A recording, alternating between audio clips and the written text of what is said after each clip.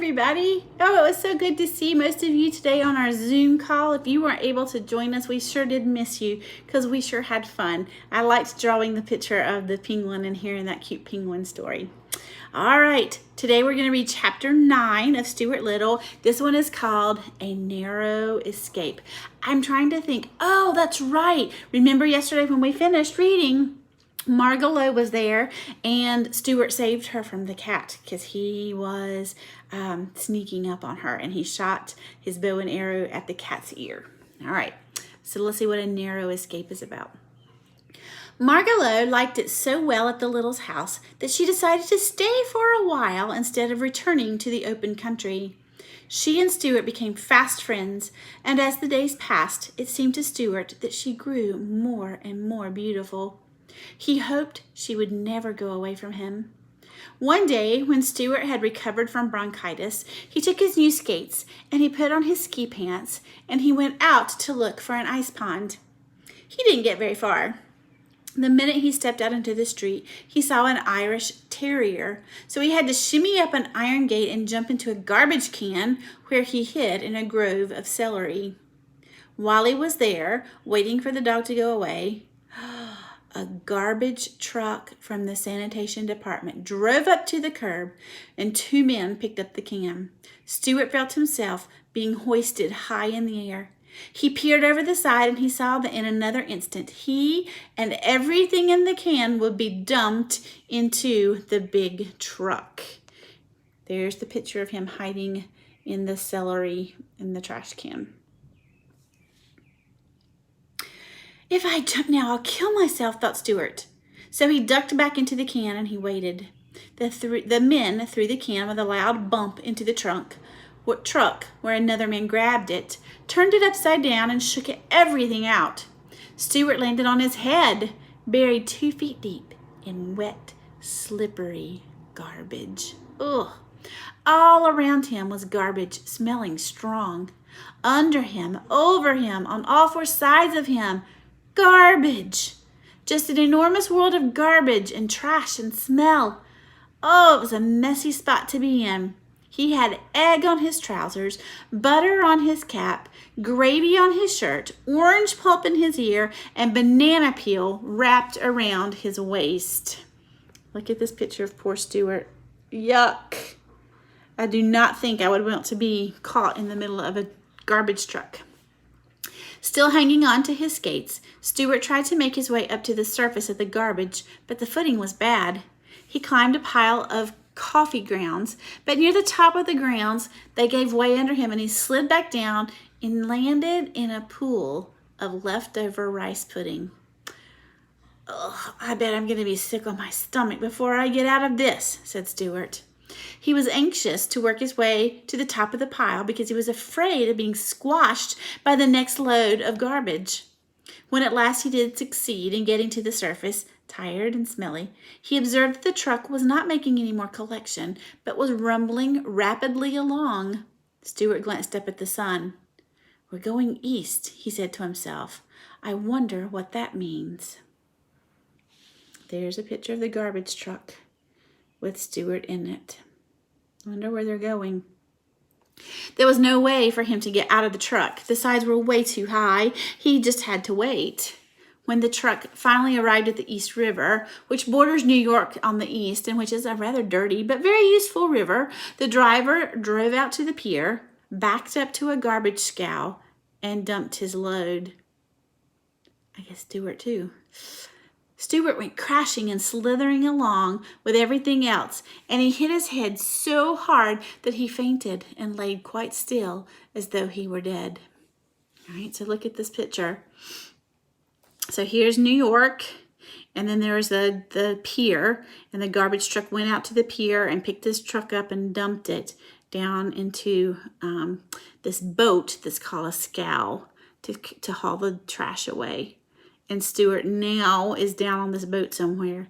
Oh, he's getting further and further from home. Wonder if he's ever going to find his way back. Okay, so he had fainted. He laid that way for almost an hour, and when he recovered his senses, he looked around him and saw nothing but water. The scow was being towed out to sea. Well, thought Stuart, this is about the worst thing that could happen to anybody. I guess this'll be my last ride in this world. For he knew that the garbage was going to be towed 20 miles out and then dumped into the Atlantic Ocean. I guess there's nothing I can do about it, he thought hopelessly. I'll just have to sit here bravely and die like a man. But I wish I didn't have to die with egg on my pants and butter on my cap and gravy on my shirt and orange pulp in my ear and banana peeling wrapped around my middle. The thought of death made Stuart sad, and he began to think of his home and his father and his mother and his brother and of Margalo and Snowbell and how he loved all of them. Well, all except for Snowbell. And what a pleasant place his home was, especially early in the morning, with the light just coming in through the curtains and the household stirring and waking. Tears came into his eyes when he realized he would never see them again. He was still sobbing when a very small voice behind him whispered, "Stuart." He looked around through his tears, and there, sitting on a Brussels sprout, was Margalo. "Margalo!" cried Stuart. "How did you get here?" "Well," said the bird, "I was looking out the window this morning when you left home, and I happened to see you get dumped into the garbage truck. So I flew out the window, and I followed the truck, thinking you might need help." "I've never been so glad to see anyone in all my life," said Stuart. "But how are you going to help me?" "I think if you hang on to my feet," said Margalo, "I can fly ashore with you. It's worth a try anyway." "How much do you weigh?" 3 ounces and a half, said Stuart. "With your clothes on?" asked Margalo. "Certainly," replied Stuart modestly. "Well, then I think I can carry you all right." "But suppose I get dizzy," said Stuart. "Don't look down," replied Margalo, "and then you won't get dizzy." "Well, suppose I get sick on my stomach?" "Well, you'll just have to get sick," the bird replied. "Anything's better than death." "Yes, that's true," Stuart agreed. "Hang on then, we might as well get started." Stuart tucked his skates into his shirt. He stepped gingerly onto a tuft of lettuce, and he took a firm grip on Margalo's ankles. "All ready," he cried. And with a flutter of her wings, Margalo rose up into the sky, carrying Stuart along, and together they flew out over the ocean and headed toward home. I wonder if she really could do that. What do you think? "Phew," said Margalo when they were high up in the air. "You smell awful, Stuart." "I know I do," he replied gloomily. "I hope it isn't making you feel bad." "Oh, I can hardly breathe," she answered, "and my heart is pounding in my breast.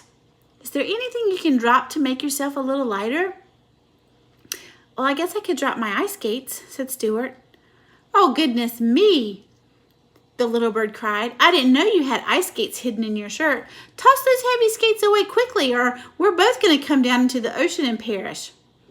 Stuart threw his skates away and watched them fall down until they disappeared into the gray waves below. "Whew, that's better," said Margalo. "Now we're all right. I can already see the towers and chimneys of New York."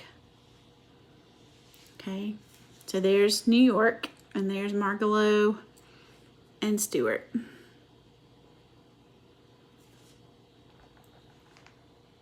Oh, this page just has pictures. So there's the skates splashing into the water.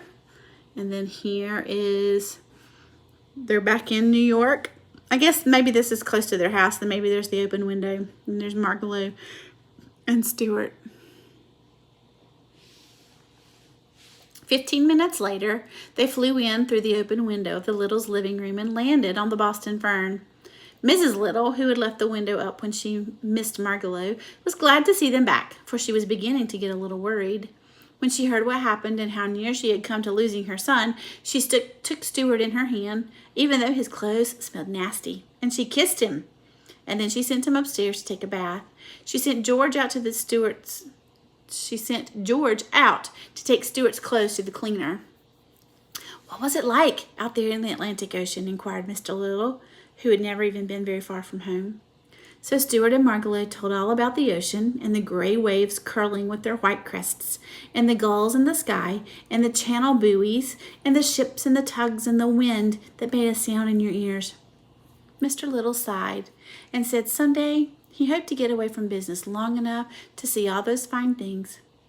Everyone thanked Margot for saving Stuart's life, and at supper time Mrs. Little presented her with a tiny cake that had seeds sprinkled on the top. Why do you think Margot would have really liked that little cupcake? Looks like something a bird would really like, especially the seed part. Oh, and that's the end of the chapter. So tomorrow we will read chapter 10, and it's called Springtime. We'll see what happens. Have a great afternoon and evening.